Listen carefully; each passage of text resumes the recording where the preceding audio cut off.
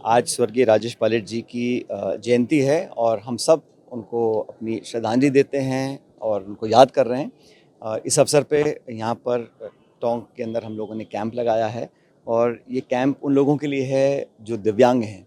और मुझे खुशी है कि यहाँ सैकड़ों लोगों को जो जयपुर फुट है वो हम लगा पाएंगे, उनको व्हीलचेयर दे पाएंगे। हियरिंग एड हैं, बैसाखियाँ हैं, वॉकिंग स्टिक्स हैं और चश्मे हैं। जो डायबिटीज़ की बीमारी है सबका हम यहाँ उनकी मदद कर रहे हैं। ये एक मैं समझता हूँ सबसे बड़ा पुण्य का काम है और मैं मेहता साहब का बहुत धन्यवाद करता हूँ कि उनकी संस्था ने यहाँ पर आकर ये निःशुल्क शिविर लगाया है और सैकड़ों लोगों को उससे मदद मिलेगी।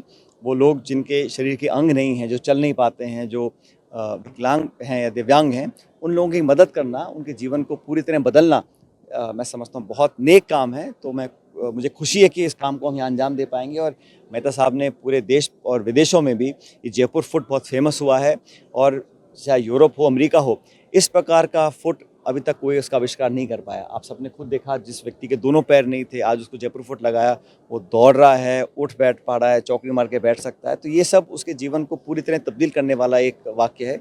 मुझे खुशी है कि यहाँ टोंक में हम लोगों को मदद कर पाएंगे।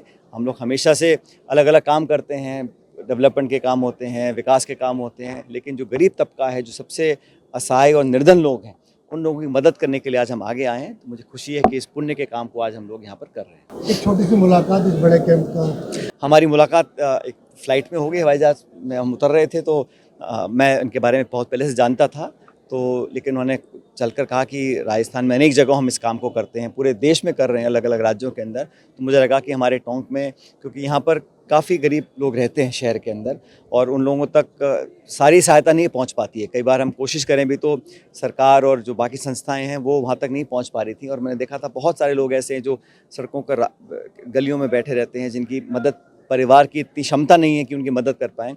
तो वो मुलाकात के बाद ये तय किया गया कि इसको हमें करना चाहिए। 2-3 महीने पहले की बात है और ये दिन भी आज शुभ अवसर है, स्वर्गीय पायलट साहब जी की जयंती है और इससे बड़ा नेक काम मैं समझता हूँ हम लोग नहीं कर पाते हैं। ये कोई एक ऐसा मोमेंट जो पायलट साहब को आपको बहुत ज़्यादा याद रहता हो, याद आता हो बचपन का? लेकिन पायलट साहब के स्वर्गवास को बहुत समय हो गया, लेकिन मुझे जो उनके साथ समय बिताया मैंने 22-23 साल, वो सचमुच बहुत अद्भुत था। और क्योंकि वो एयरफोर्स की पृष्ठभूमि से थे, तो अधिकांश जो हमारे पारिवारिक मित्र थे वो सब एयरफोर्स या आर्मी बैकग्राउंड के थे। और उन्होंने अपने उन मित्रों को जो गांव में पढ़े थे साथ में या एयरफोर्स में काम किए थे, उनको हमेशा अपना बहुत करीबी माना। और मैंने देखा, जैसा मैंने पहले भी कहा, कि अक्सर जो इंसान जीवन में कुछ सफल हो जाता है, सफलता हासिल कर लेता है, तो वो उन लोगों से जुदा हो जाता है जो शुरुआत में उसके साथ ही रहे। और ये मुझे लगता है कमज़ोरी होती है, क्योंकि जिन लोगों ने संघर्ष में, बचपन में, उन बुरे दिनों में आपका साथ दिया या आपके दोस्त रहे, उनके साथ एक दूरियां बन जाती हैं। क्योंकि जब सत्ता आती है तो चकाचौंध ज़िंदगी हो जाती है, बहुत व्यस्तता आ जाती है, नए नए लोग मिल जाते हैं। लेकिन लोगों को, पुराने लोगों को, जो हमारी जड़ें हैं, उससे अपने आप को बरकरार रखना, ये बहुत बड़ी एक, मैं समझता हूँ, एक इंसान को एक याद रखना चाहिए। वो हमेशा मैंने देखा। और मुझे तो पायलट साहब का ये हमेशा याद रहता था कि वो कितना भी काम हो, कितनी मुश्किल का समय हो, वो हमेशा मुस्कुराते रहते थे। और उनकी जो मुस्कुराहट है वो बहुत सुकून देने वाली थी।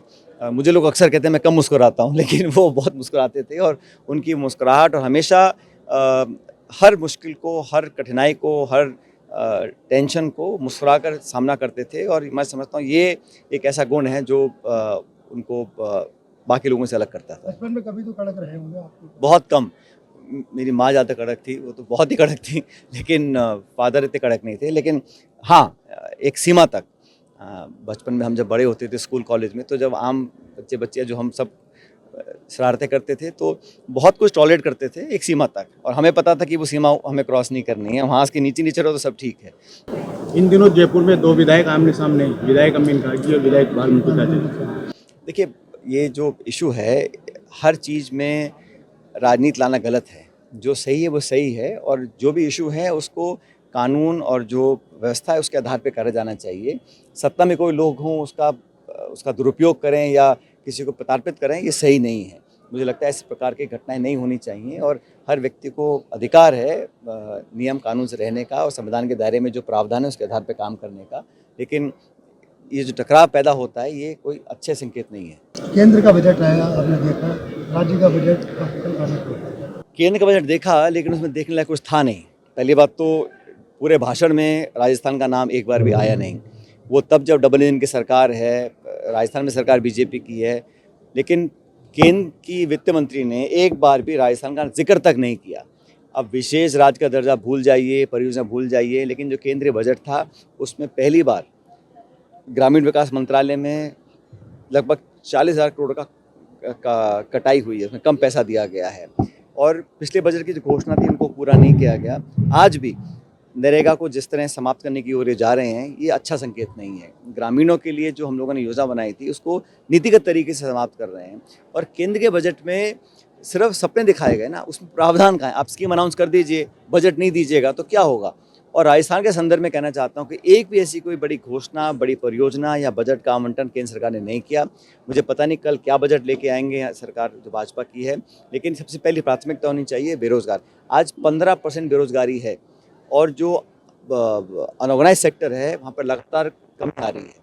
सरकार ने कोई प्रावधान नहीं किया, वो सिर्फ चंद लोगों के लिए काम कर रही है। जो आवाम है, जो शिक्षित लड़के लड़कियाँ हैं, उनके रोजगार और निवेश का कोई प्रावधान ना तो केंद्र के बजट में था।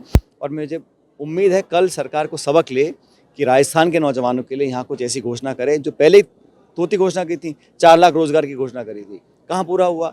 तो पहले अगली घोषणा से पहले बताएं कि पिछली घोषणा का क्या हुआ, क्योंकि बार बार ये जुमले देने का जो परिपाटी है ये कोई ठीक काम नहीं है। आपने प्रस्ताव दिए हैं कि रफ्तार पूरी होंगे, क्या मतलब? तो जिले के लिए, प्रदेश के लिए जो मुझे लगा होना चाहिए, चाहे सिंचाई की बात हो, चाहे रोजगार की बात हो, चाहे निवेश की बात हो, मैंने सरकार को लिखा है। मैं उम्मीद करता हूँ सरकार करे, क्योंकि कई ऐसे काम हैं जो आधे पड़े हुए हैं और कई काम जो पूरे हो गए हैं। 6 महीने से टोंक के अंदर पुल हमारा तैयार है, हमारा मेडिकल वाला इंस्टीट्यूट तैयार है, हमारा फूड पार्क तैयार है। उसको सरकार औपचारिक रूप से चालू करने की पता नहीं क्यों मंशा नहीं है उनकी, क्योंकि ये काम सरकार कांग्रेस ने किए थे। अब पूरे हो रहे हैं तो उसको खोलना नहीं चाहते हैं। मैं चाहता हूँ जल्दी इसको करें ताकि पब्लिक इसका फ़ायदा ले सके। ये सारे काम करोड़ों की योजना थी। ये 150 करोड़ का पुल बना है जो तैयार हो गया है, इसको चालू करना चाहिए ऑफिशियली।